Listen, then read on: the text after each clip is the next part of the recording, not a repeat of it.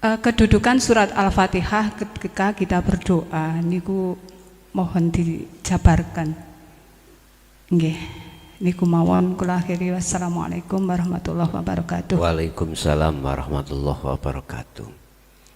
Bagaimana kita menempatkan di situ? Kita harus kenal sirine Al-Fatihah. Apa sirinya Al-Fatihah? Hidup. Wis. Hidup itu aja. Nek kulite kan bismillah dengan menyebut nama Allah. Lah isine asma Allah apa? Hidup. Inilah sirine Al-Fatihah. Banyak orang mengatakan bisiril Al-Fatihah. Lah gitu tuh ya. Tapi ora dong. Sirine yang mana? Artinya ketika Anda membaca Fatihah, ruhaniyahmu iku ma'rifato nang urip, nang Allah. Loh, otomatis Anda harus kembali ke asal. Tidak ada, berarti Anda tidak merasa bisa membaca. Tidak merasa yang nyapo-nyapo. Yang ada dalam diri Anda rasa yang muncul, iman yang muncul, akunya Allah. Paham nggih?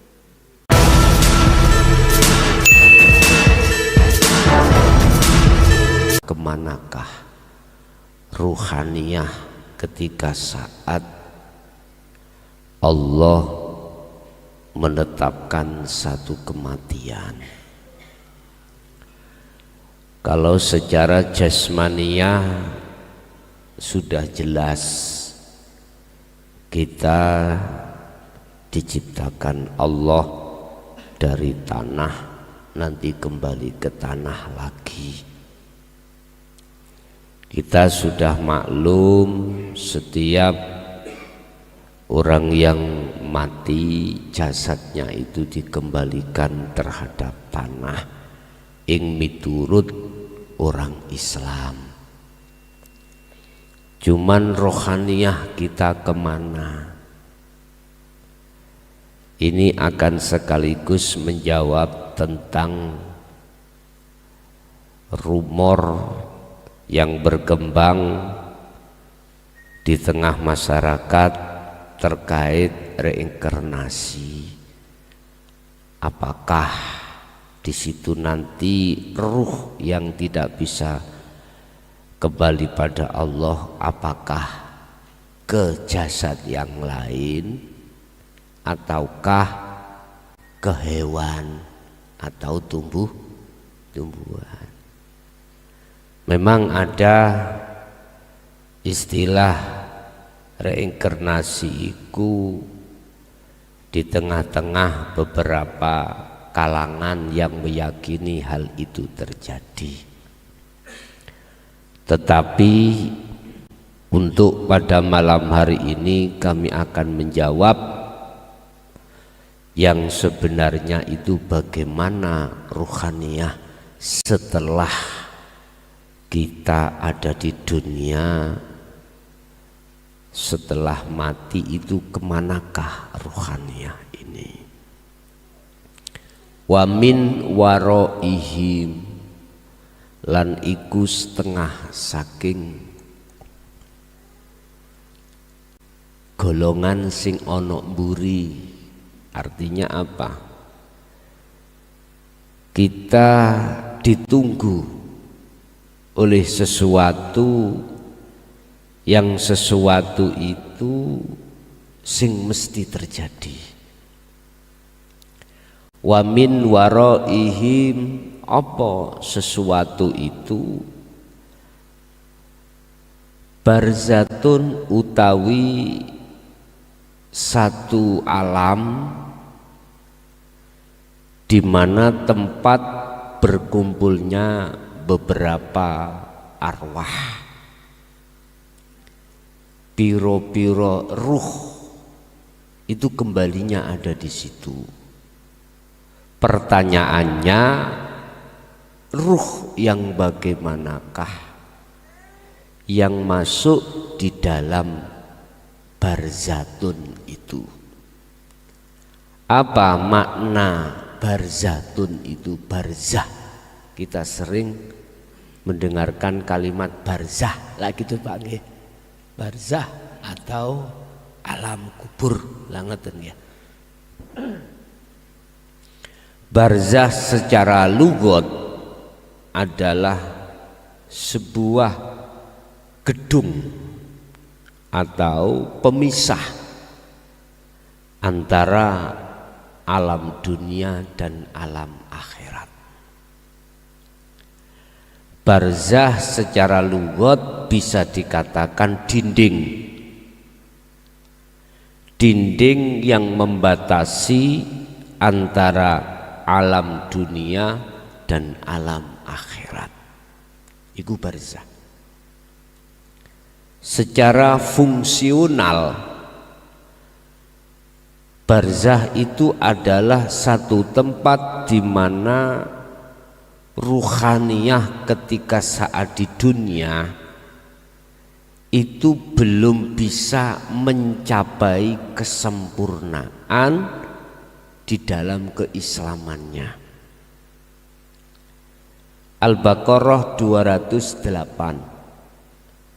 Allah sudah menegaskan, wahai orang yang beriman, yang dipanggil itu orang yang beriman, bukan orang muslim.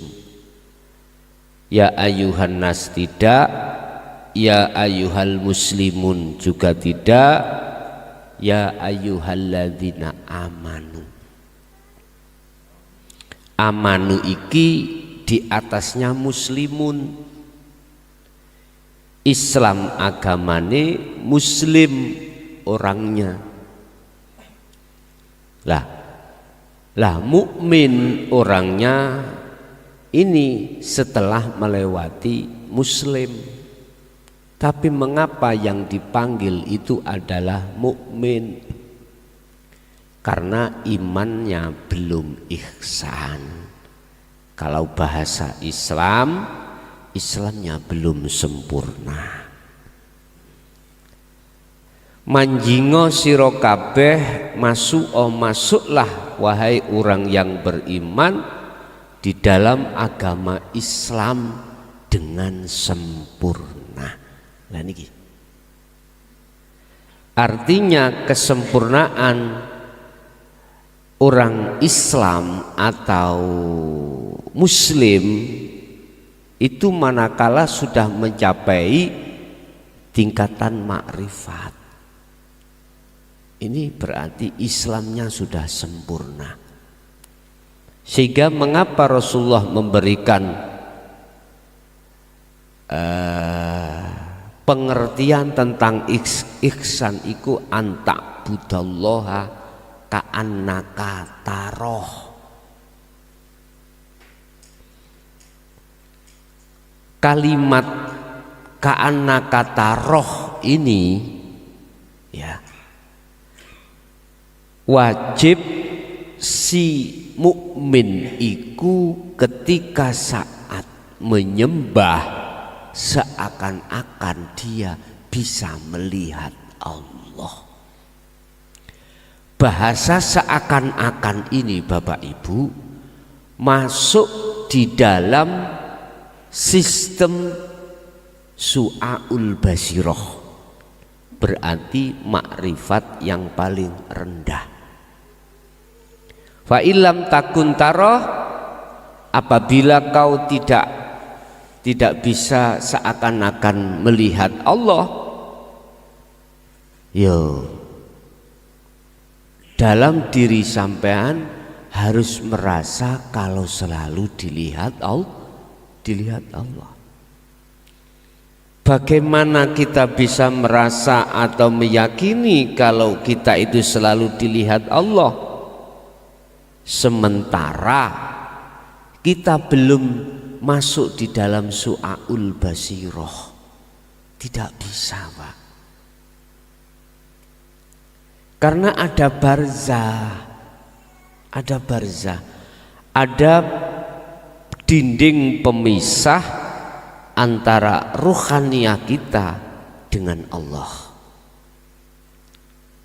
Apa dinding pemisah kita? Ternyata yang paling halus dinding pemisah kita adalah merasa diri kita ada. Merasa diri kita ada itu sudah masih ada di dalam diri kita, maka otomatis kita juga merasa yang melakukan sholat, kita yang merasa bisa, kita yang merasa macam-macam. Nah, inilah barzah yang paling halus banget ini. Kalau kami masukkan babakan barzah itu rantai nafsu yang paling halus itu di situ. Bapak Ibu, bagaimana kita akan ada rasa, ada iman kalau diri kita selalu dilihat Allah, sementara kita belum membawa sirul asr di pos su'aul basirah. Bagaimana kita bisa menerima sirul asror sementara pengajaran ilmu tarbiyah untuk ke situ itu kita tolak? Ini kalau saya runtut itu seperti itu. Jadi sampai kapanpun kita dimasukkan oleh Allah dalam golongan ahli hijab. Golongan ahli hijab itu ada 3, Pak. Ada yang yahjubuhum bi'ilmihim, yahjubuhum bi'ibadatihim, yahjubuhum bi'amwalihim. Dibuka di hikam ada, Pak.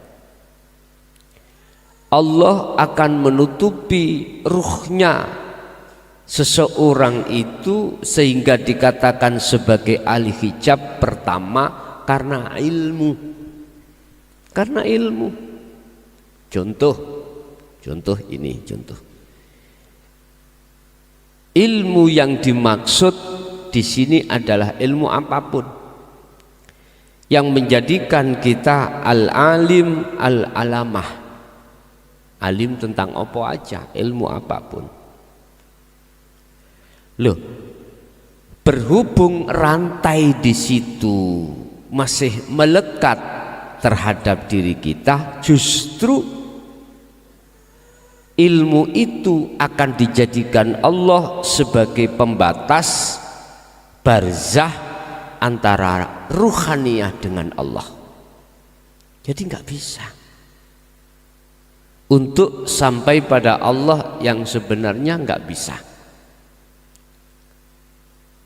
Tandanya saya merasa orang yang berilmu. Kalau saya sudah merasa orang yang berilmu ini dibiarkan, maka barzah atau dinding itu tidak semakin menipis, Pak, maka akan semakin menebal. Akhirnya di dalam hati saya hijab atau dinding itu semakin besar, maka saya akan gila dengan pujaan, gila dengan kehormatan, hormat dari pujaan masyarakat luas. Itu otomatis. Karena awalnya kami ini merasa orang alim, orang yang mulia, mestinya harus dimuliakan. Allah sudah katakan tentang masalah barzah, tentang masalah rantai itu, tentang masalah hijab itu, tentang masalah penyakitnya hati itu. Fi qulubihim maradun fazadahumullahu marado. Ini kalau tidak lekas dihilangkan barzah ini atau dinding pembatas ini atau penyakit, maka penyakit itu semakin lama akan bertambah. Fazadahum maradha. Itu golongan kita ahli hijab. Allah menghijabi dengan ilmu. Ilmu apapun Pak, iki tanpa mengenal ilmu apapun. Kedua, golongan ahli hijab itu bersumber dari ahli ibadah secara syariah fakot, hanya secara ibadah secara akmal, secara fisik aja. Bapak Ibu, Allah akan menutupi hati saya, ruh saya dengan Allah lewat ibadah akmal, ya, ibadah akmal. Sing ibadah akmal secara dohiriyah saya, akhirnya dalam hati saya merasa orang yang luweh api karena saya ahli ibadah. Secara fisik tak lupa ya. Padahal dikatakan dalam salah satu makalah hikam, husnul a'mal sak bagus-baguse akmal. Akmal ini secara fisik ikut ditentukan buah daripada husnul ahwal, bagusnya keadaan rohaniah. Di situ bagusnya akmal di mata Allah itu ditentukan buah dari husnul ahwal, bagusnya keadaan rohaniah. Lah, bagusnya keadaan rohaniah itu adalah min qalbin zahidin, dari hati yang condong. Zahidin, condong pada Allah ketika berakmal, ketika laku amaliyah fisik. Ruhaniah condong nang Allah. Niki lih sing kula maksud, laku syariah disertakan hakikat untuk condong pada Allah. Ini Pak maksud kula. Jadi bagusnya laku fisik apapun, apa sholat, apa maca Quran, apa zakat, apa puasa, apa haji, itu ditentukan oleh bagusnya keadaan ruhaniah kita. Lah ruhaniah dikatakan bagus di mata Allah min qalbin zahidin, dari hati yang berzuhud, dari hati yang condong hanya pada Allah, berarti lillahi ta'ala. Berarti minimalah di su'aul basirah, duduknya ruhaniah itu ketika jasmaniah melakukan aktivitas dohir. Bapak Ibu, bagaimana mungkin ibadah yang saya lakukan secara fisik ini akan jadi baik di mata Allah, lawang ahwal saya, keadaan rohaniah saya tidak mingkol bin zahidin tapi mingkol bin rohibin. Jadi wonten kalih Pak niki.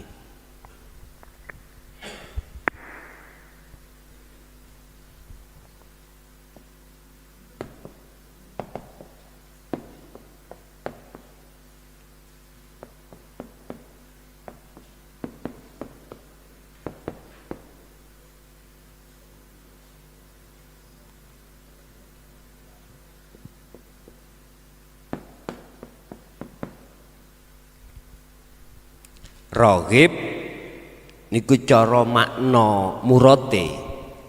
Rohib niku condonge ati nanggone duniawiyah. Niku rohib. Condonge ati terhadap duniawiyah. Ketika saat ruhaniah saya condongnya hati terhadap duniawiyah, otomatis amal saya, ibadah saya, orientasinya itu tidak bisa ke lillahi ta'ala, nggak bisa Pak. Sehingga jangan heran kalau kita ketika saat amal laku dohir ibadah ini ning ati iki arep-arep perkara selain Allah iku wis biasa. Ngoten. Arep-arep perkara, arep-arep mengharapkan. Hati condongnya hati itu terhadap lillahi ta'ala, selain lillahi ta'ala. Makanya jangan heran. Memang begitu. Inilah golongan ahli hijab itu di situ. Sehingga ketika melihat seseorang fisiknya itu tidak ahli ibadah, pasti dalam hati saya merasa lebih bagus daripada orang itu, orang lain. Contoh nih, maghrib saya sholat. Ketika sholat ada pengamen, adik lagu niku Mangku Purel atau Cicak Rawa. Iya. Mesti ketika sholat hatiku gini, lho Pak, nyun sewu lho Pak, iki golongan saya ahli hijab lho ya, ngapunten. Gremeng Pak, gremeng hati saya. Anu ini orang ngerti waktu, sholat kok menyanyi, ganggu wae. Lho iku mesti Pak. Lho Gus sampean kok iso ngarani? Iya tahu ngelakoni. Lah ngoten toh. Nek cara awak dhewe gak tahu, gak pernah ngalami ya gak mungkin lah kita bisa bicara seperti itu. Secara logika seperti itu. Berarti jenengan iki nggih mantan orang kufur. Iya. Ya takoni kabeh memang prosesnya seperti itu kita itu. Loh gitu loh. Udah. Akhirnya yang ada dalam hati saya, mesti saya merasa lebih bagus daripada orang ngamen tadi.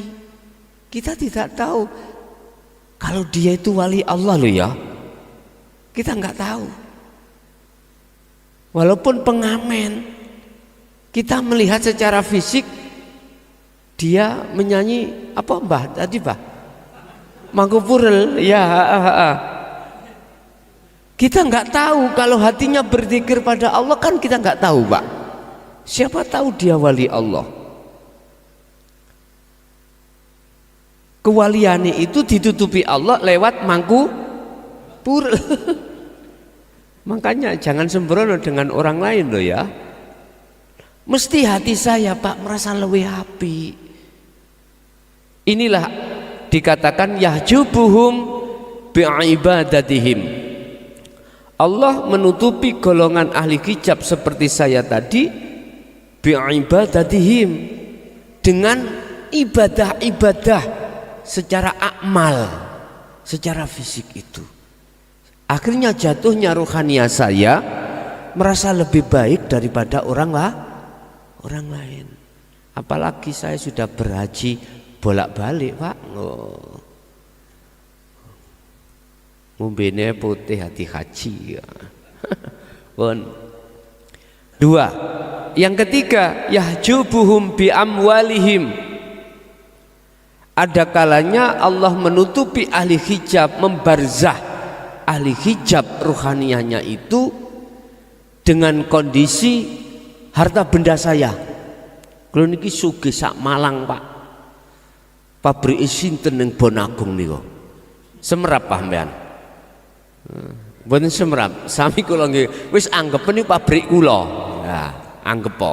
Estu ais mek dianggap tok ngene lho Pak, epok-epok namanya contoh. Jadi pabrik sak kota Malang, Kabupaten Malang milik saya Pak. Karena saya memang dasari orang kaya. Nih. Masalahnya saya tiap hari itu duduk di bawah pohon duren. Duren yang matang-matang itu Pak ya. Siapa yang pingin kaya dadak, Anda harus tiap saat di bawah pohon duren. Duren yang mau matang-matang itu Pak. Ndadak kaya sampean. Kaya borok ngono lho. Ha ketiban duren. Ngapunten. Loh. Allah akan menutupi dengan kekayaan saya. Jadi amwal itu bisa kekayaan berupa harta, fisik itu amwal, kekayaan harta itu bisa berupa jabatan. Siapa yang jadi presiden itu Pak? Indonesia. Loh, tahu nggak sampean? Saya. Loh, siapa yang jadi bupati? Saya. Siapa yang jadi gubernur? Saya. Loh, sayanya terus.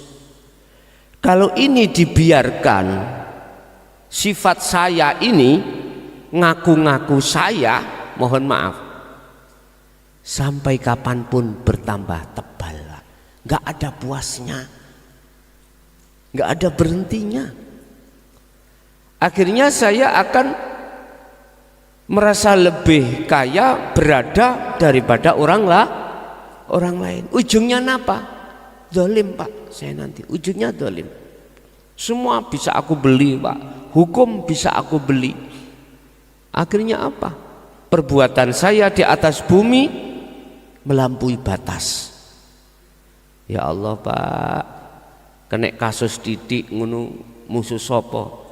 Nggih mikir-mikir lah, mikir-mikir sampean. Wong saya orang kaya sa Indonesia, gak sa Malang, sa Indonesia.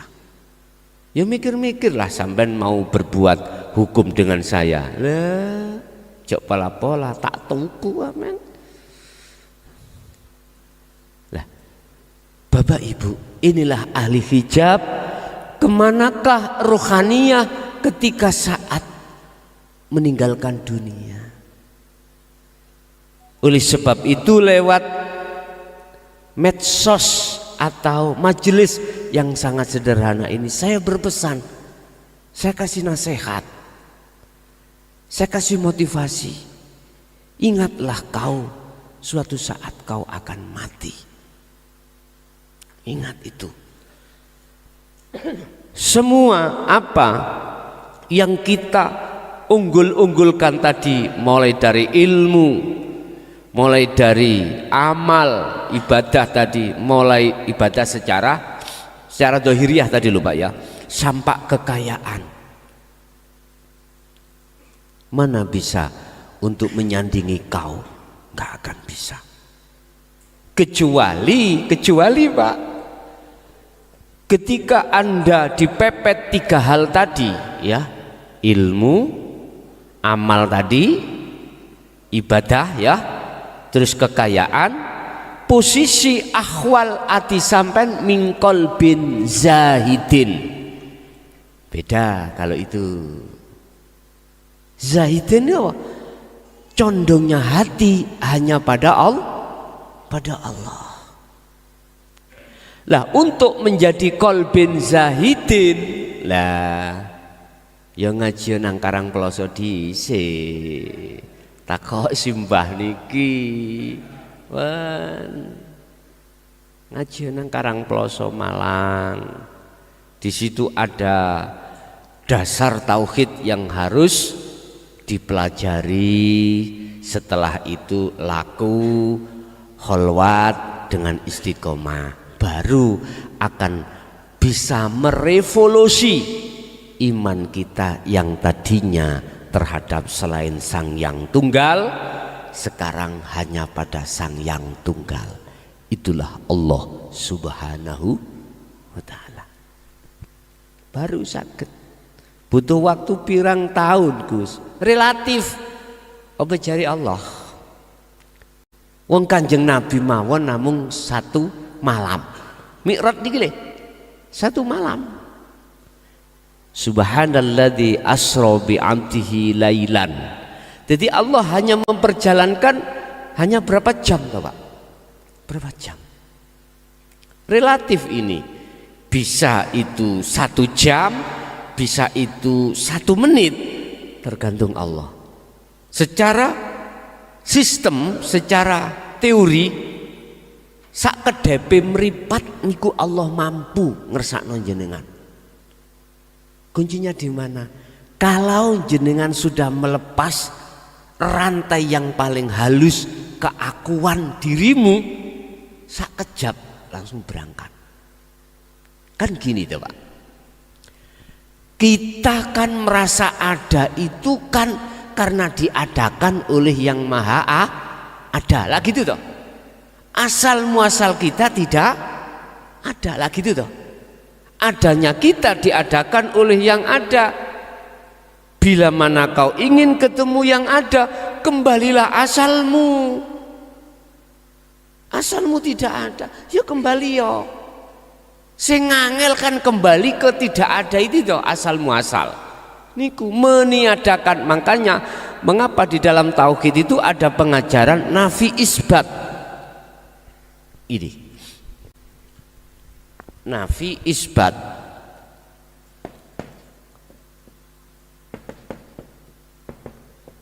Isbat, nafi. Apa sih nafi itu? Membersihkan atau meniadakan. Meniadakan. Kalau isbat menetapkan. Tapkan. Meniadakan apa? Isinya la ilaha, terus menetapkan illallah. Artinya apa? Gini Pak, dari makna la ilaha tidak ada Tuhan. Nah gitu toh. Aslinya di dalam ruhaniyah kita tidak ada selain Allah. Asal muasal, tidak ada siapa-siapa.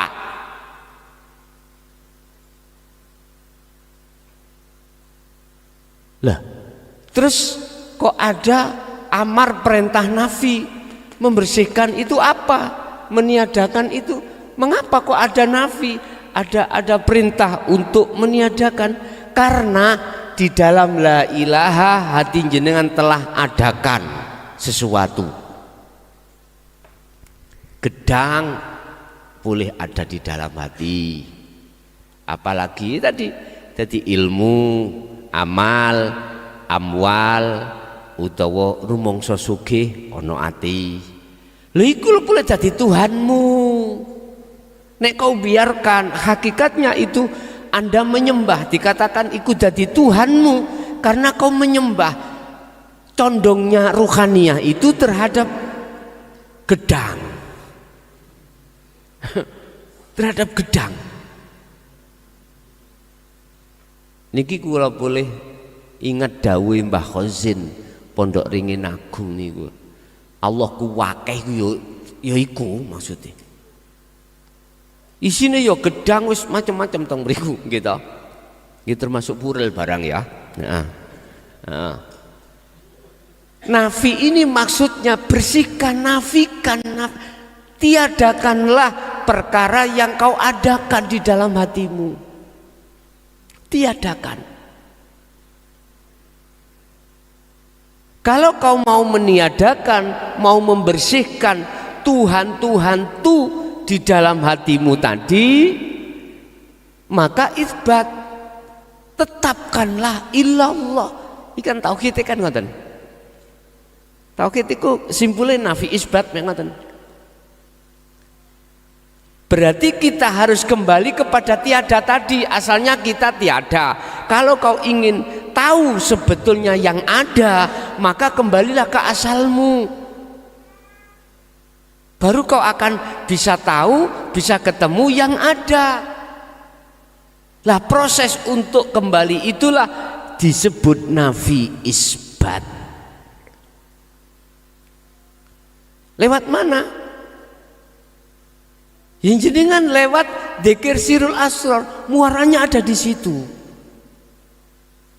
Nafi isbat itu muaranya ada di sirul asrar. Pertama di su'aul basyirah itu menafikan pun.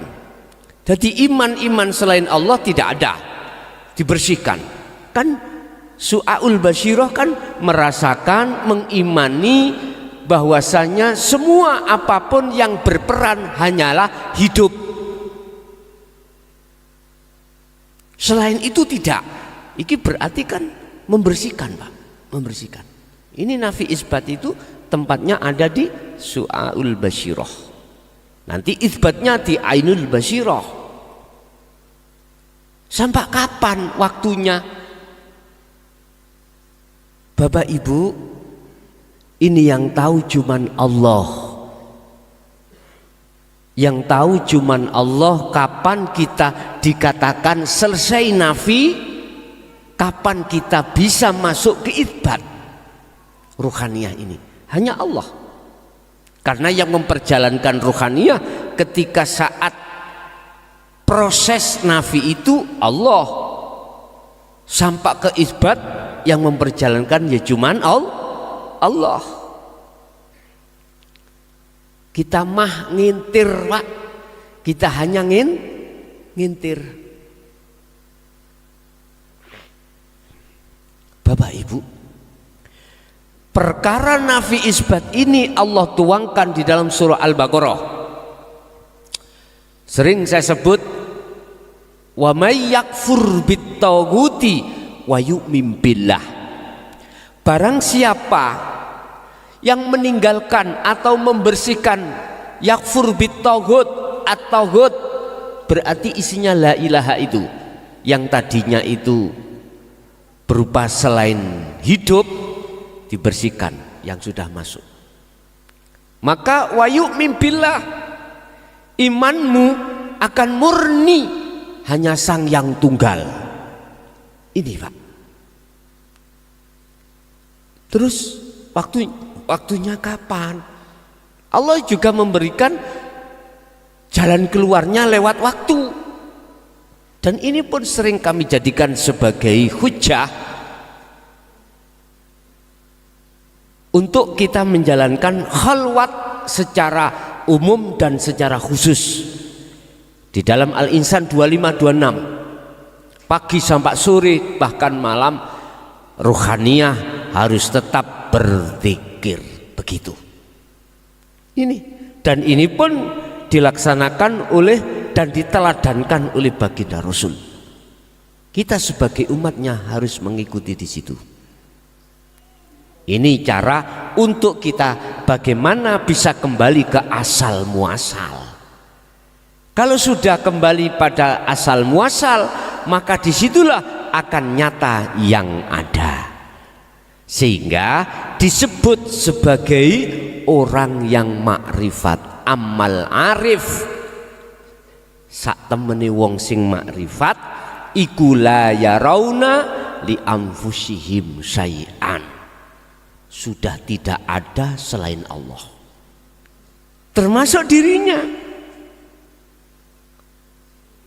Baik yang ada pada dirinya maupun di luar dirinya, yang disebut kelompok makhluk yang berperan sudah tidak ada. Ini berarti bisa kami simpulkan, yang dimaksud makrifat, yang dimaksud nyatanya yang ada adalah yang ada itu. Berarti yang makrifat melihat, yang melihat, yang tahu, yang ada adalah yang ada. Sederhana kalimatnya, yang melihat Allah itu hanyalah Allah sendiri, gitu. Diisyarahno Allah, saya ngilu nang kaca lho, Pak. Kok yo kelihatan wajahku yo? Kok gak kelihatan wajah simbah? Kok wajahku sing ketok? Itu sebetulnya adalah pelajaran, Pak. Bahwasanya yang melihat Allah itu Allah sendiri. Makanya kemarin banyak di antara jamaah yang ketika saat suluk iku melihat wajahnya sendiri. Itu sebetulnya adalah ayat, Pak. Bukan kau sudah dikatakan sudah melihat Allah. Enggak, iku maksudnya Yang melihat Allah itu Allah sendiri. Itu isyarah. Tidak ubahnya kita itu ke kaca tadi. Ada yang berpesan, kalau kau sudah melihat dirimu sendiri, maka itu makrifat. Nah gitu nggih. Mohon maaf. Kalau yang dimaksud wajah sendiri iku makhluk, bukan. Bukan Pak. Mungkin di antara jenengan sudah ngalami ketika jenengan solo meditasi, jenengan ini keluar rohnya, seakan-akan keluar terus roh wajah sampai dewi, dan atau jenengan iki jasad iki ndelok roh sampai niku dep-depan. Bukan itu makrifat itu. Itu masih di taraf mukasyafah. Nek kula wau ndelok ning kaca pengilon ngeten iki ya iki mukhadharah. Kaca, aku ketok wajahku dewi, saya melihat wajah saya sendiri. Sekarang di alam mukasyafah ketika saat saya solo sadar Pak, ini sadar. Jadi saya melihat wajah saya sendiri. Bukan itu makrifat itu. Itu mukasyafah. Ini ayat pitutur. Maksudnya adalah yang melihat Allah itu Allah sendiri. Kecuali Pak, kecuali ketika sampai mengalami seperti itu, keakuan makhluk diri jenengan sudah tiada, baru gini ku makrifat. Jelas nggih? Saya hanya meluruskan saja. Masalahnya masih ada pengertian, kalau sudah ketemu dirinya sendiri itu kau sudah makrifat. Bukan Pak. Kalau yang dimaksud dirinya sendiri makhluk, betul. Wis gambaran ini lho Pak, umpama dirasa dialami secara hambanya, jenengan tilem gak mimpi, tahu-tahu tangi bangun, sampean cerita apa Pak? Saged cerita. Ya itulah makrifat itu. Karena apa? Yang tahu, yang melihat Allah itu Allah sendiri. Bukan hambanya. Bukan hambanya Pak. Terus kita mimpi, tidur mimpi, ketemu apa, ketemu ini, ketemu ini. Itu mukasyafah. Itu mengandung pitutur. Itu ayat ngandung pengertian apa. Makanya ketika zaman Nabi Yusuf itu ahli ru'yah Pak, mengartikan arti daripada sebuah mimpi. Satu hari ada seseorang yang tanya tentang mimpinya, bahkan sampai raja pun menanyakan terhadap Nabi Yusuf. Mohon maaf ya, Nabi Yusuf, bukan Nabi Musa, Nabi Yusuf. Mengapa beliau bisa mengartikan arti yang sebenarnya? Dalam arti ayat beliau tahu secara mutasyabihatnya arti yang sebenarnya. Inilah hanya golongan-golongan jenengan yang sudah sampai pada kesempurnaan keislamannya. Bon, Bapak Ibu, kita kembali kepada materi kita. Kemanakah ruhaniyah setelah meninggalkan dunia? Manakala kita tergolong ahli hijab, maka masuknya di dalam alam barzakh. Apakah ditanya oleh malaikat? Pasti. Loh, malaikat lebih canggih Pak daripada kita. Merebuka sopo pangeranmu, misalnya dijawab Allahu Rabbi, tidak harus terima dia, harus dibuktikan. Kau mengatakan Allah yang mana? Cuman gak pernah dibahas nih.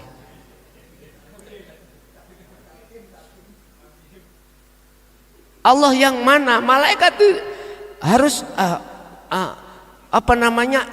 minta pembuktian. Bagaimana mungkin Pak kita bisa jawab dengan benar? Lah wong kita waktu di dunia itu nggak pernah ketemu. Lah niki kula Selasa diinginane niku ngenteni ngajine Gus Muafik.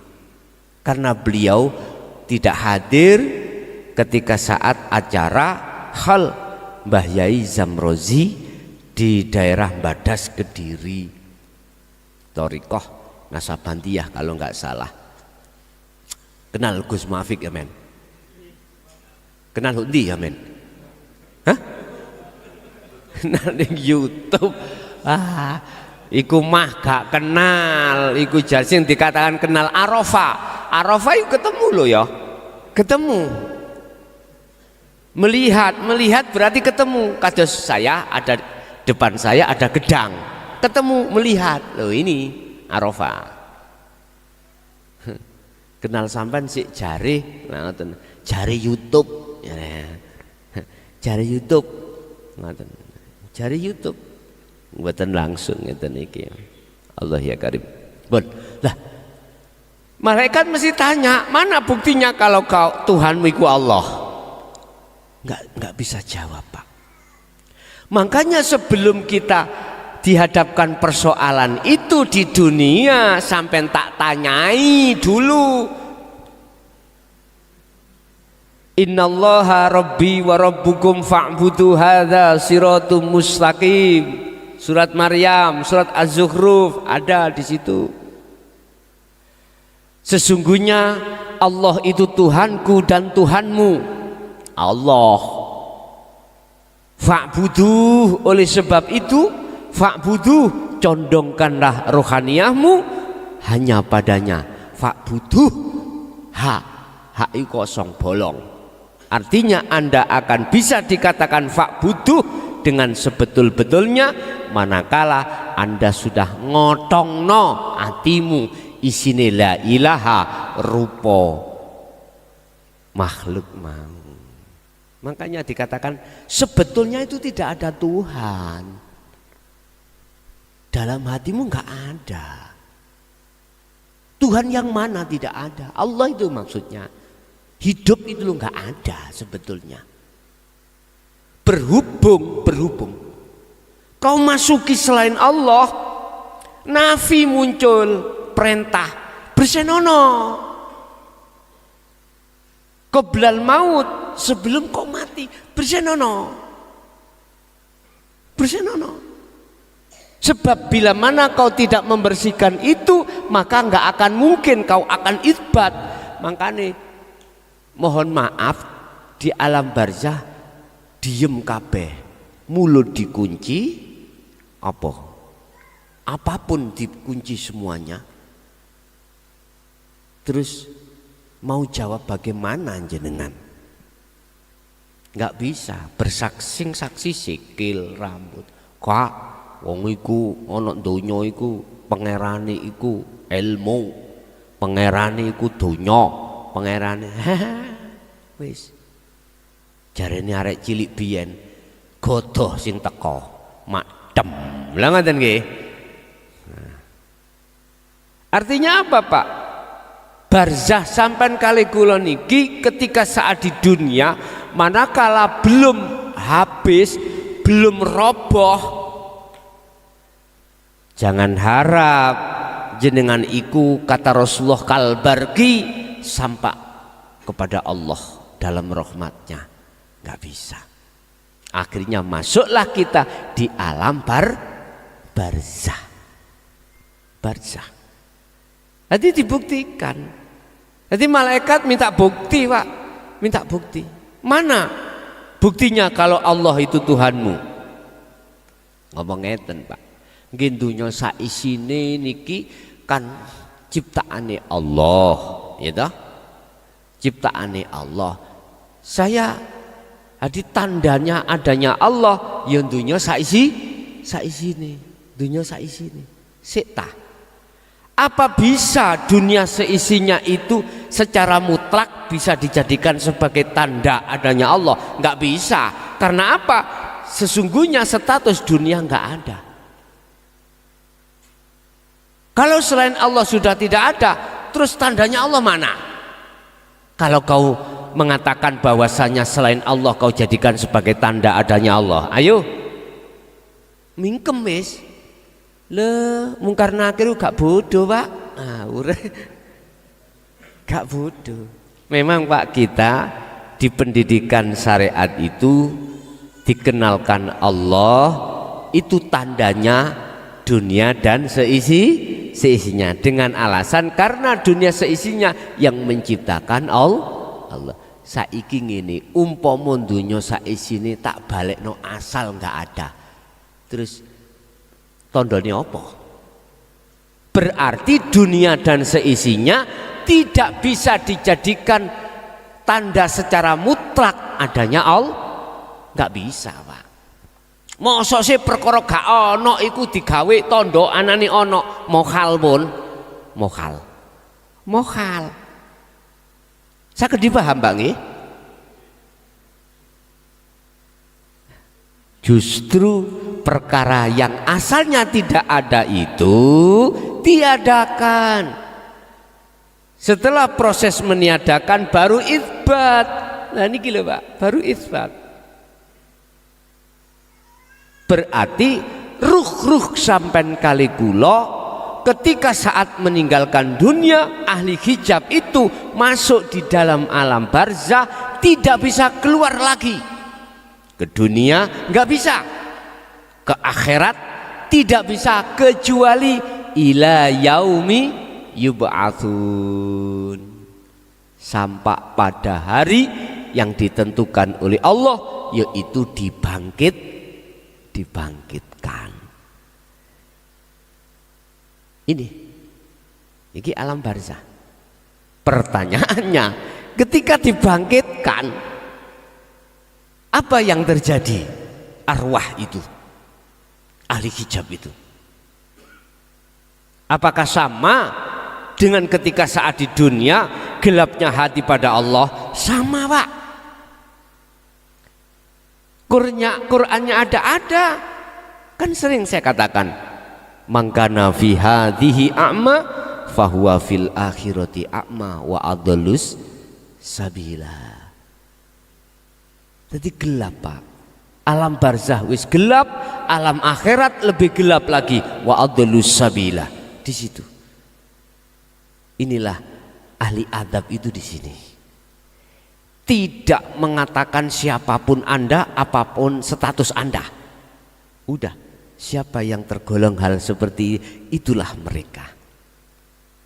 Bapak Ibu, ini kita golongan ahli hijab, berarti arwah itu ditaruh Allah di alam barzah, alam yang penuh dengan kegelapan.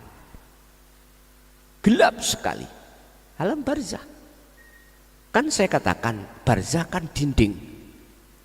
Jenengan iki didindingi Allah, dikupeng gedong dinding. Di situ nggak ada Pak, lampu-lampu nggak ada. Ahli hijab ya. Makanya kan ada lagu gini Mbak, ben malam Jum'ah ahli kubur podo mulai nang iki sopo? Arwah yang mana? Lagi itu loh. Kita nanti akan membahas arwah yang golongan ahli syuhud. Tadi kita membahas ahli hijab. Lah pokok mantuk. Nek miturut lagu lo ya, nyambangi ahline. Lah ngoten kok. Nyambangi ahline. Wis sampe tutukno dhewe iku. Heeh. Aku ya kadang setuju, kadang gak setuju lagu niki. Sebab apa? Gak dijelasno sing mulih iki sing ndi? Sing sapa, sing golongan pundi? Apa saged Pak jenengan teko kene kok mulih nek umpama nggone peteng? Korean yo gak ada, HP mati kabeh, listrik mati, peteng. Ayo mulya nek iso tutuk nggon. Mboten saged Pak. Walaupun sampai niku melek cahaya nggak ada sama sekali, sedikit pun nggak ada. Bisa Pak sampai niku membedakan, oh ini jalan, oh ini got, oh ini nggak bisa Pak. Nggak percaya mulia kok. sebagai gantine listrik mati mermo, mboten saged. Ya seperti itulah Pak ruhaniyah kita nanti. Wis, sudah jelas di sini tidak ada reinkarnasi yang dimaksud katanya rohnya pindah nang putu ya, nitis nanggone hewan sebabnya gak diterima. Di dalam Islam tidak ada. Quran sudah jelas nggak ada. Entah dari kitab lain selain Islam saya juga tidak tahu loh, gitu loh. Saya bicara atas dasar Al-Quran, nggak ada. Kalau begini Pak, saya agak percaya karena di dalam Al-Quran juga ada sifat karakter nurun dari bapak nang anak. Sifat, etika, karakter itu saya percaya. Karena apa? Sebelum orang tua meninggalkan anaknya dari dunia ini, pasti akan diberi apa? Pelajaran. Pelajaran itu tidak jauh berbeda dengan karakter sebagai orang tua. Le, awakmu kudu ngene le, kudu ngene. Lah, sifat karakter ada. Artinya, nek bapak sampean kali kula beyen. Mohon maaf ya, mohon maaf. Tidak ada pengajaran ilmu tentang dinul haq, nggak mungkin. Jenengan tutup gini. Paham maksud kula? Terasa atau tidak terasa, orang tua itu menanamkan dan menelurkan karakter. Pohon gadung pelem nanti netisno pelok iku ya pohon gadung, paham nggih? Paribasane orang Jawa. Wah iku rutuhe gak adoh teko wite. Ya bahasa Indonesia rek. Buah itu jatuhnya tidak jauh dari pohonnya. Terus ada pertanyaan, kalau dibawa codot? Lah, iki keterkecuali Pak, keterkecuali. Bila mana orang tua sampean dulu tidak menelurkan sifat karakter tentang dinul haq, berarti jenengan ikut digondol codot. Allah ya Karim. Gatuk lho, ngono lho iku, ilmu gatuk lah ngoten. Bapak Ibu, saran saya manakala kita masih tergolong ahli hijab, lekaslah bernafi berisbat sebelum kita tinggalkan dunia. Makanya aku sering ngomong, jangan mati dulu kalau Anda belum makrifat pada Allah di situ. Hei wong syariat, bertorikohlah, artinya kenalono dzikir sir. Hei wong torikoh yang berzikir sir, kenalono sirul asrar, berhakikatlah. Sebab dengan berhakikatlah kau akan bisa makrifat pada Allah. Ini motivasi, seruan, urusan didengar atau tidak didengar bukan urusan saya. Bukan urusan saya, itu hak panjenengan masing-masing. Nggak ada paksaan untuk di situ. Tapi ingat, lewat ayat yang kami sampaikan, janganlah kau mati dulu sebelum barzahmu di dunia ini belum roboh. Kalau itu terjadi, maka mohon maaf, janganlah menyesal di kemudian hari. Wa qala aidan qad khasiral ladzina kadzabu biliqaillah.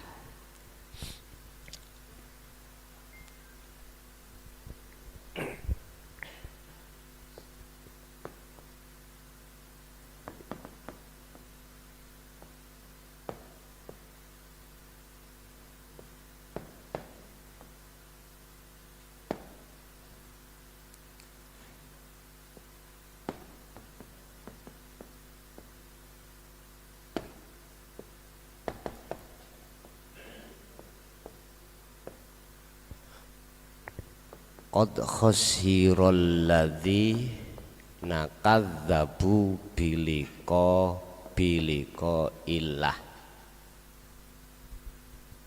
Sungguh sengsara bagi orang-orang kadzabu yang mendustakan biliko illah, pertemuan terhadap Allah. Ning dunya iki gak gelem ketemu Allah. Sing ditemoni iku sepanjang hidup mah purel ae. Ya Allah. Di situ sampak sedo.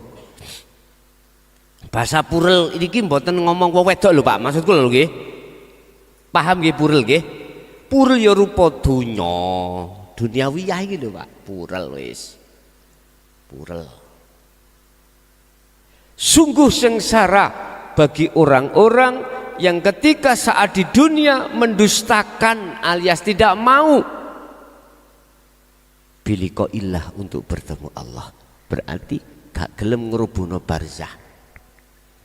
Jadi purle malah dadi ya niki dadi barzah niki, purle dadi barzah niku. Di sini Pak. Wis iki ahli hijab.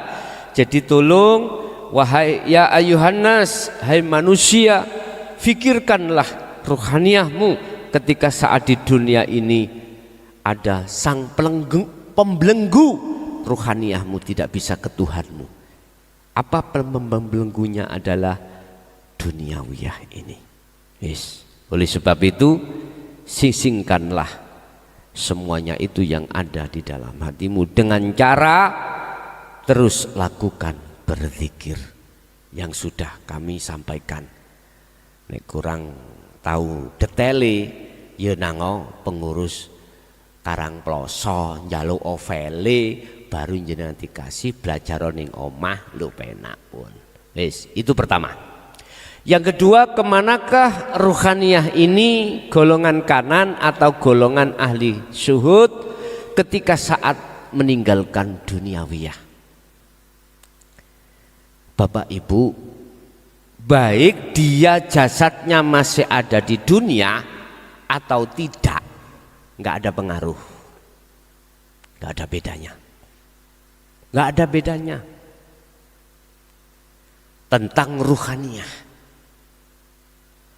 Dia jasad masih di dunia dan atau dia sudah meninggalkan duniawiyah, jasadnya ini sudah kembali kepada asal tanah, ruhaniyah itu nggak pengaruh. Karena apa? Karena di dunia ini dia sudah di akhirat. Kok bisa? Karena barzahnya tidak ada. Barzah itu kan dinding pembatas antara alam dunia dengan alam akhir. Karena nggak ada batasnya, ya sudah. Secara fisik memang di dunia, secara rohaninya sudah di akhirat. Terus bahasa pertanyaan kemanakah ruhnya itu ditaruh? Tadi kalau ahli hijab di alam barzah, lah ruhaniyah beliau ditempatkan di mana? Dalam istilah alam lahut, alam di mana berkumpulnya para arwah kekasih Allah. Dan inilah yang bisa datang di tengah-tengah keluarga atau pengikutnya. Ini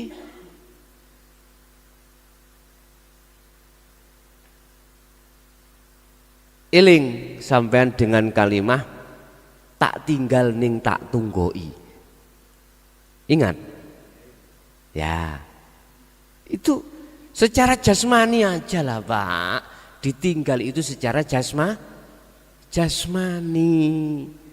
Jadi arwah-arwah yang ada di Lauhil Mahfuz itulah biiznillah yang dapat izin Allah untuk bisa bertemu terhadap arwah-arwah yang katanya di dunia ini. Sebetulnya nggak pengaruh Pak, jasad mati atau nggak mati, beliau-beliau itu nggak mati. Mungkin dibuka di dalam surat Al-Baqarah terkait orang yang mati di dalam medan pertempuran. Zaman Rasulullah disebut sebagai mati syahid. Syahid itu syahada, bersaksi. Betul bersaksinya betul. Jangan kau kira dia itu mati, sebetulnya dia hidup. Yang mati itu jasadnya, ruhnya tidak hidup, tidak mati. Dia kembali ke asal. Justru ke asal inilah kebakoan akan datang. Kalau jenengan kembali ke asal tidak ada, maka muncullah kebakoan. Apa? Muncul kebakoan itu, yang bako itu siapa? Allah toh. Berarti yang nyata adalah Allahnya. Sampean gak usah khawatir, ditinggal sampean guru mati jasadnya, jangan khawatir. Kalau betul-betul ahli syuhud loh Pak nggih. Kalau betul-betul ahli syuhud. Ahli syuhud itulah ahli kekasih Allah. Bah unsure dari, mohon maaf, para nabi, para rasul atau para aulia, semuanya itu masuk di dalam kekasih. Dan kekasih itu tidak harus ngalor ngidul nggawa serban, ya ora. Tidak harus begitu. Tidak harus alim ilmu syariat, ilmu fikih, ilmu Qur'ane, apal Quran, tidak harus. Bisa jadi dia itu buta tentang ilmu syariah, Pak. Buta tentang ilmu fikih, buta tentang ilmu zahiri, buta. Ada yang seperti itu, Pak. Ada. Makanya Anda yang tidak bisa membaca Quran, Gus, sering saya dapat WA. Saya orang goblok, Gus. Enggak bisa maca Quran. Wis pokoknya kait kecil saya itu sudah enggak mengenal Islam. Bisakah saya itu makrifat pada Allah? Jawab saya mudah. Bisa. Pasti bisa. Apakah aku nanti diperjalankan Allah Mi'raj atau suluk bisa wusul? Bisa. Ini sampai lihat ya.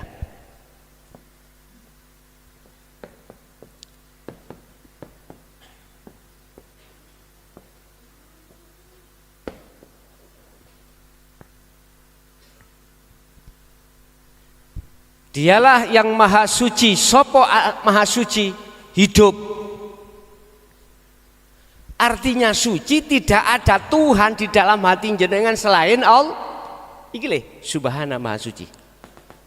Anak sampean sampai aku ning ati sik ana gedang, berarti Allahmu kotor. Ngerti? Padahal Allah itu subhana, maha suci, gak berserikat apapun. Contoh lagi, susu.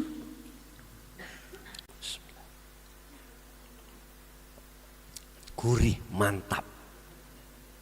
Atiku ngomong gurih, yakin teko berarti di dalam hatiku la ilaha iku ono susu. Paham nggih? Berarti gak subhana, Allah tidak subhana. Allahku itu berarti kotor. Allahku kotor. Subhana maha suci sapa Allah di hidup zat asra yang memperjalankan bi abdihi la niki le apa pakai abdihi kok gak rasulihi, kok gak nabihi, kok gak auliyaihi. Iku menunjukkan bahwasanya siapapun hamba, apapun statusnya, isok maca Quran apa enggak, bisa maca kitab apa tidak, manakala Allah memperjalankan si hamba tersebut bisa. Karena Allah, innallaha ala kulli syai'in qadir. Mohon maaf, saya bukan berarti menyangkal dawuh yang mengatakan kalau mukjizat itu Allah, para nabi, para rasul, kalau karomah ulama, lah ngono lho. Lah kok ono arek ngaku-ngaku aku diulang langsung Allah. Niku lak nabi, lak rasul. Iku yo setan sing mulang lah ngono ah. Mohon maaf bukan berarti saya membela, ndak. Ndak. Membela yang diajari Allah langsung niki lho ya. Apakah Allah gak mampu mengajari langsung hambanya yang bukan zaman kenabian langsung Allah sendiri? Ayo. Pasti mampu. Kalau kita mengatakan yang diajari Allah langsung para rasul, berarti kita membatasi kekuasaan Allah. Nyun sewu Pak. Kita ngomong Allah siapa? Kita ngomong iblis, sing di iblis. Sudah tahu dah. Kita ngomong nafsu yang mana? Tidak ada yang mengerti dan tahu tentang nyatanya iblis, nyatanya Allah, kecuali ahli syuhud. Ahli syuhud. Kan Allah sudah katakan, innahu lakum aduwwum mubin. Innahu sak temene iblis utawa nafsu lakum kedue sira kabeh iku aduwun mungsuh mubinun kang nyata. Iblis utawa nafsu iku mungsuhmu sing nyata. Aku takok, sing ya apa iblis? Dikatakan iblis, dikatakan nafsu, yang mana? Gak bisa jawab karena gak pernah ketemu. Makanya jenengan tak takoki kenal Gus Muafik, kenal, ketemu ning ndi sampean? Lho YouTube. Padha mek sampean niku jare Quran gak roh. Dikatakan wala tatabi'u, janganlah kau mengikuti khutuwati syaitan, terhadap langkah-langkah setan atau ajak-ajak setan, sebab setan itu musuhmu yang nyata. Jari toh? Hayo, jari Quran. Maka takoni iblis sing ndi? Kok awakmu jari roh? Jari Quran. Lu berarti Anda taunya tembung jari. Nggak bisa dijadikan sebagai hujah yang mutlak. Kebenarannya menurut saya begitu. Makanya tanya Allah, mungkar nakir takut. Allah sing ndi ngger? Kuwi ngomong jawab Allahu Rabbi. Allah sing ndi? Mandek Pak sampean. Kok kalau boleh saya katakan, muncullah berhubung waktu nek donya iku atiku isine purel, ya purel niku Allahku. Inilah baru terbuka Pak, ketika saat Mbah Khozin tak ngomongi kula, son Allahmu iku wakeh, ya niki jawabane. Allah ya karim. Dah. Jadi abdihi niku hamba, kehambaan. Jadi Allah mampu dan berkuasa menghendaki siapapun hamba yang dikehendaki. Cuman yang paling penting menurut saya hamba yang mana yang dikehendaki Allah, yang dikasih petunjuk, dan hamba yang mana ketika Allah menyesatkan hambanya mana dan sebab apa. Ini prosesnya harus kita kuat. Ternyata hamba yang dikasih Allah sebagai hamba yang diberikan petunjuk adalah hamba yang dipilih.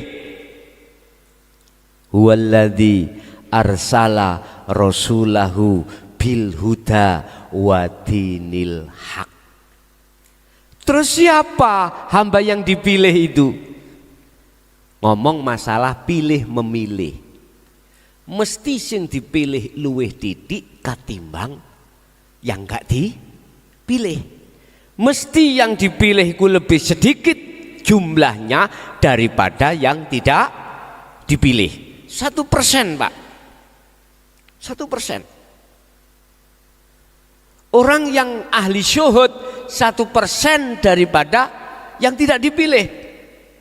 Umpama jumlahnya menungso ning donya iki 1 miliar.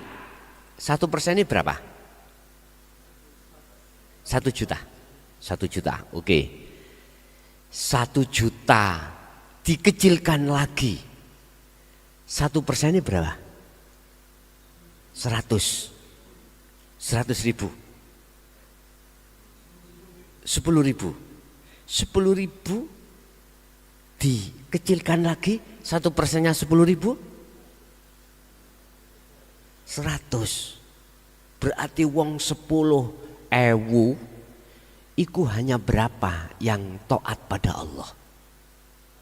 100. Tingkatan RT saiki 100 orang. Berarti 1. Pun suai pun.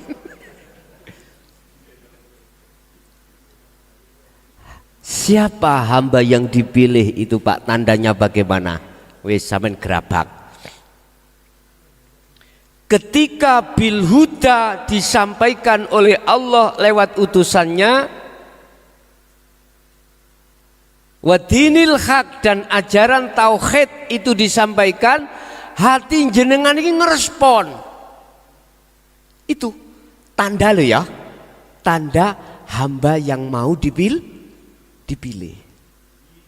Hati sampai ono respon Pak. Cara frekuensi ngono sama loh, konek. Ya iki sing tak goleki iku. Nyun sewu lho Pak, saya ngalami diri saya sendiri loh ya. Jadi ketika saya sampaikan dinul haq di tengah masyarakat, wa aktsaruhum la yu'minun, artinya kebanyakan melengos. Ngerti melengos? Buang muka. Buang muka. Kebanyakan. Artinya maksudnya buang muka secara dohir itu bentuk gak nerimo ruhaniyahnya itu. Nggih. Ruhaniyah gak nerimo. Buang muka. Coba kalau ruhaniyah ini ngerespon. Nyun sewu, ati sampean lho. Bahkan tambah kurang. Ganuk marini dengan ilmu yang telah disampaikan itu nggak ada puasnya Pak. Karena itu daharan jenengan, daharane ruh sampean. Berhubung ahli hijab daharane iku peloran, ya mohon maaf, laksana nyun sewu. Wong sapi kok dipakani apa? Daging. Ya gak gelem lah, kudu dipakani suget, rumput baru ditedho. Boten ngerespon. Satu. Tanda ati iku ngerespon walaupun lewat YouTube lho ya. Penasaran Pak, lu cocok. Enggak angger lho Pak, iso klik iku mboten angger. Dibuka klik loh iki. Akhirnya dicari sehingga mengapa saya diperintahkan Allah untuk meletakkan nomor saya pribadi saalamatih di situ supaya ada tali antara jenengan kali kula. Akhirnya bisa berwa-waan, bertanya-tanyaan walaupun 3 hari lagi dijawab. Mohon maaf karena memang keterbatasan saya Pak waktu untuk menjawab, apalagi saat ini habis hari Selasa kemarin saya kan ngaji ngenteni Gus Muafik toh di Pare itu di Mbadas. Apa yang ku sampaikan terkait masalah bagaimana kuncinya Anda bisa berwusul, saya kasihkan Sirul Asror. Akhirnya apa Pak? Yang datang itu lebih daripada 4-5 ribu. Ya minta nomor saya langsung, ya tak omong no langsung. Akhirnya apa akibatnya? Gak iso turu aku ya ini. Jadi sabar nggih, sabar, estu sabar, jenengan sabar sing takok, estu sabar. Sing jawab sekretaris, iya nek gak cocok ta ambek sing takok ngono. Susah Pak, nek sudah keranah itu susah Pak. Jadi apapun yang terjadi ya sudah harus saya lakoni semampu yang ada pada diri saya. Begitu. Aku yakin suatu saat kula umur 80 kok ya wis sikil kula ya 3. Lah ngoten nah. Terus bagaimana untuk mensiasati ini? Ya jenengan kudu harus apa? Harus ngalai. Apa? Ya datang. Akhirnya ngomong langsung lah ngoten nah. Hati satu pertanyaan orang banyak. Tapi tetap aku yakin besok niku wonten asisten kok. Aku yakin walaupun wis wacanen wis jawaban lah kok kari ngomong tok lak penak to. Lah tapi yo betul-betul cara wong sing gak duweni gawe ngoten lho, gak repot ngono ngene. Harus selalu dengan saya kemana-mana lah gitu ah. Kudu sing maca wis karepe ngene jawaban lho kari ngono.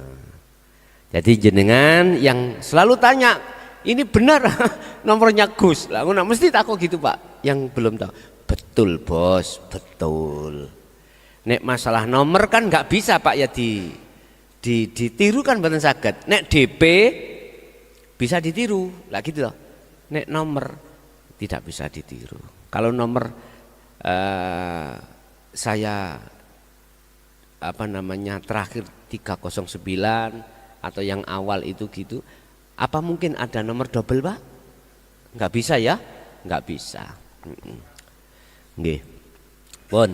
Jadi ahli syuhud itu ketika saat secara jasmani kontraknya di dunia sudah habis Pak, ruhaniyah tetap di akhirat. Dalam bahasa syariat ditaruh Allah di alam lahut, alam di mana terkumpulnya semua kekasih Allah di situ, dan hanya dialah yang diizini Allah untuk bisa turun ke akhirat, cuman lewat secara ruhaniyah jenengan. Paham maksud kula? Ngene lho Pak. Bukannya dia itu terus jegreng-greng secara fisik ngene iki donya ngene. Ora. Masuk di dalam mohon maaf kholwat jenengan, masuk di dalam mimpi jenengan. Alam di situ. Pahami maksud kula? Lah, siapa yang diparani itu? Yang didatangi itu siapa? Mereka-mereka yang sarujuk satu frekuensi. Makanya jenengan aku pengen kepeduk Kanjeng Nabi Muhammad. Nek gak tunggal sak frekuensi yo gak bisa Pak. Harus sak frekuensi. Baru jenengan akan dengan mudah. Tapi pesan saya, lah nyapo Solo kok niatmu meduk makhluk iki piye maneman cah? Meduk Allah. Dene kok dipedhukno Rasulullah iku bonus. Ngoten mawon. Lah nyapa bingung sampean iki. Pun. Lah terus tanda yang akan dijadikan kekasih Allah setelah dia itu dinul hak itu sudah jenengan klik nang ati, mesti sampean engko akan diperjalankan Allah untuk amal laku kholwat. Itu mesti Pak. Entah kholwati langsung bimbingan Allah, entah itu nanti dibimbing cara bahasane iku mau lewat makhluk, tapi aslinya ya Allah, langsungnya itu Allah. Itu urusan Allah sudah. Itu pasti Pak akan mengalami satu proses di mana jenengan iki amal. Husnul amal, lakune jasad iki bagus dikatakan di mata Allah tergantung buah daripada husnul akhwal. Jadi keadaan rohaniya sampean ku akhirnya akan uzlah terus, akan zuhud terus. Inilah yang tanda-tanda kalau itu kekasih Allah. Sehingga Allah dawuh di dalam satu ayat, kalau kau ingin menjadi kekasihku kata Allah, ikutono Muhammad koi. Sebab Muhammad iku mohon maaf ngresiki la ilaha iki terkait gedang apa iku susu apa ae semuanya dihilangkan ikut dia. Kalau bahasa Rasul fattabi'uni ikuti aku. Kalau cintamu diterima Allah ikuti saya. Ikuti yang bagaimana membersihkan Tuhan tuh di dalam hatimu, isbatkan ilallah. Baru niki dong, Pak. Oh gitu ta. Iki lakune. Sampean penak lho ya dikei deadline 40 hari. Enak sampean. 40 hari. Pagi sampai sore sampai pagi maneh dikira sak mampumu. Penak. Zaman awak dhewe tahun 75 abah. 10.000 dzikir sir iku gak tembus-tembus. Wong sir, Pak. Katanya terus, sungguh katanya terus mulia. Katanya. Ya Allah. Wis tah, Bapak Ibu, Gusti Allah pun welas banget untuk tahun-tahun ini welas. Digelar penak carane dituduhke kuwi carane nafi isbat ngene carane wusul gini sudah padahal Quran mudun ket biyen jawabane Al-Kahfi ayat 110 lah ampun toh pun digelar toh ket biyen fal ya'mal amalan sholihan wala yusrik bi ibadati rabbi ahada ket biyen iku digelar tapi kok gak dong-donge dino iki tahun-tahun 2014 sampai tahun iki jari ibu mang kok gak biyen-biyen aku yo roh kenal ngene sik waktu perawane kok gak biyen memang Pak mohon maaf kita kalau sudah duduk di situ terlintas dalam hati kok gak dulu iki umur wis tuwek awak dhewe jange mate gitu lagi sadar yo gak kena disesali Pak kita harus bersyukur pada Allah sebelum kita meninggalkan dunia kita sudah termasuk golongan yang dipilih oleh Allah Subhanahu wa taala. Hati pilihan tadi tandanya pilihan dinul haq yang dibawa Rasulullah itu kita ngerespon akhirnya kita mengikuti beliau. Kul in kuntum tuhibbunallaha fattabi'uni yuhibbukumullah wa yaghfir lakum dzunubakum wallahu ghafurur rahim. Kalau kau betul-betul mengikuti aku kata Rasulullah, pasti cintamu akan diterima Allah. Cintamu diterima Allah karena cinta ruhaniyahmu terhadap selain Allah sudah kau lepaskan tadi. Itu nafi, kemudian isbat ditetapkan diterima.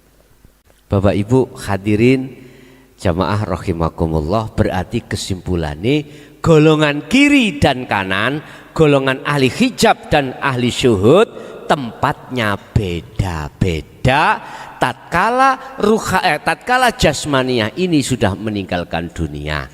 Kita ahli hijab itu tempatnya di barzah karena dinding ketika saat di dunia belum kita robohkan. Sebab kita tidak mau menerima ajaran Rasulullah di jalur dinul haq, otomatis kita tidak akan pernah melakukan nafi dan isbat. Akhirnya ada di barzah kegelapan selama-lamanya. Tetapi golongan kanan ahli syuhud inilah pilihan Allah. Dia ketika melepaskan, jangankan melepaskan jasmani ini, wong di dunia sudah lepas kok. Sudah fana, sudah kembali ke asal, sudah wa inna ilaihi rajiun. Baik di dunia maupun di setelah meninggalkan dunia, rohaniyah tetap di dalam rahmat Allah. Itulah bahasa syariat disebut alam lahud atau alam berkumpulnya semua para kekasih Allah. Jadi pernah Rasulullah itu dawuh, kemanakah rohaniyah orang-orang yang soleh ketika mati? Kalbarki, kembalinya wa inna ilaihi rajiun, seperti kilat. Mengapa kok kilat? Kilat iku paribasan cepet. Mengapa kok cepet? Sudah tahu tempatnya. karena sudah sering dikunjungi. Jenengan belum nanti ke Karangploso, di sini awal sekali ya biasalah Pak, suwe karena takok-takok, suwe karena kesasar. Lah jenengan yang sudah terbiasa mriki nggak adik tanya, makanya malaikat engkan nakir gak takon. Ya apa kate takon wis suruh jawabane. Wis gak tanya, mak plus saya kulun alladzina qalu udkhuluha bisalamin aminin. Malaikat hanya mengatakan selamat datang, tempatmu wis disiapkan. Lah begitulah. Bapak Ibu, itu apa yang bisa kami sampaikan terkait masalah kemanakah ruh setelah meninggalkan dunia ini. Jawabannya ada di konten tersebut. Oke, kita masuk pada sesi tanya jawab atau dialog, atau ada yang menambah terhadap masyayikh yang rawuh, kulo persilahkan, monggo. Assalamualaikum warahmatullahi wabarakatuh. Waalaikumsalam warahmatullahi wabarakatuh. Derek tanglet Gus, kalau wau kan bahas nafsu nih. Ketika niat tidak menghadap Allah adab, berarti ini saya misalkan kita itu masih di fana ya, kadang menghadap, kadang lupa. Ketika lupa niku nopo istilahnya kita dalam belenggu nafsu. Ngaten nomor setunggal, nomor kalihipun kedudukan surat Al-Fatihah ketika kita berdoa niku mohon dijabarkan. Nggih, niku mawon kula akhiri. Wassalamualaikum warahmatullahi wabarakatuh. Waalaikumsalam warahmatullahi wabarakatuh. Apakah yang ada di golongan musyahadatul fana ketika dia lalai terhadap Allah, apakah dia tergolong golongan yang terbelenggu dengan hawa nafsu? Jawabannya secara ringkas tidak. Wala adin wala bagin innallaha ghafurur rahim. Sebetulnya di dalam ruhaniyah beliau itu enggak kepingin jatuh dalam gubangan hawa nafsu. Bentuknya tidak kepingin, pasti Allah akan menarik lagi dia ke syuhud pada Allah. Entah momennya bagaimana. Satu. Dan dua, saya katakan itu bukan termasuk golongan yang terbelenggu, karena itu proses diri seorang musyahadatul fana yang harus alami. Makanya mengapa di dalam surat Al-Ahzab Allah katakan ya ayyuhalladzina amanu dzkurullaha dzikron katsiron. Perbanyak zikir itu adalah proses perbanyak, karena ada kalanya orang yang berzikir isih lali. Orang zikir masih lalai. Lebih bahaya orang lalai tidak berzikir daripada orang yang berzikir lalai. Ini yang kemarin kami bahas di dalam hikam ya. Apa itu? Pasal berapa itu? 57 kalau nggak salah. Lebih berbahaya orang lalai pada Allah tidak berzikir daripada lalainya orang pada Allah ketika dia berzikir. Makanya Allah katakan katsiron, perbanyak. Artinya perbanyak, jangan kita berputus asa walaupun zikir kita kadang-kadang jatuh. Wala ta'asu fi raihillah wa qala aidan, jangan pernah kau berputus asa dalam rangka menyongsong rahmat Allah di dalam kamil atau kebako. Teruskan terus. Zikron katsiron. Karena itu memang proses. Mau tidak mau proses kita harus jatuh bangun dulu dong. Mau tidak mau tersesat dulu. sebelum kita mendapatkan satu petunjuk, tersesat dulu. Istilah jenengan datang ke Karangploso, sebelum nyampe ke sini wajar dong Anda kesasar. Kesasarmu bukan berarti kau ikut salah. Kesasarmu adalah satu petunjuk untuk menuju kebenaran. Begitu saya dipahami. Nek sampeyan boten putus asa, nek sampean putus asa beda malih lho ya. Niki di sana apa namanya? Ngepeh. Lah kok kita kesasar desa ngepoh. Iki ngepoh. Wes pekal. Mulai wes. Gak ditutupno, gak takok-takok dan lain sebagainya. Itu bentuk putus asa kita. Nuju desa ngepeh, ketemu desa pokoknya aja ngepuh ya. Pokoknya aja ngepoh lah. Lah kok kita wis ning ati ki dewangi mlaku ado-ado. Jalan jauh-jauh sudah malam. Ya gimana? Putus asa. Kembali lagi. Kalau musyahadatul fana, aku yakin tidak ada kata putus asa, enggak ada. Makanya Allah kasih tahu, dzikron katsiron, perbanyak. Artinya walaupun kau zikir itu, kadangkala kau itu adalah lupa, ya, masuk dalam gubangan nafsu, jangan putus asa, perbanyak terus. Makanya jenengan tanya kan gini, bagaimana amriye supaya kami itu tidak hilang zikir saya pada Allah.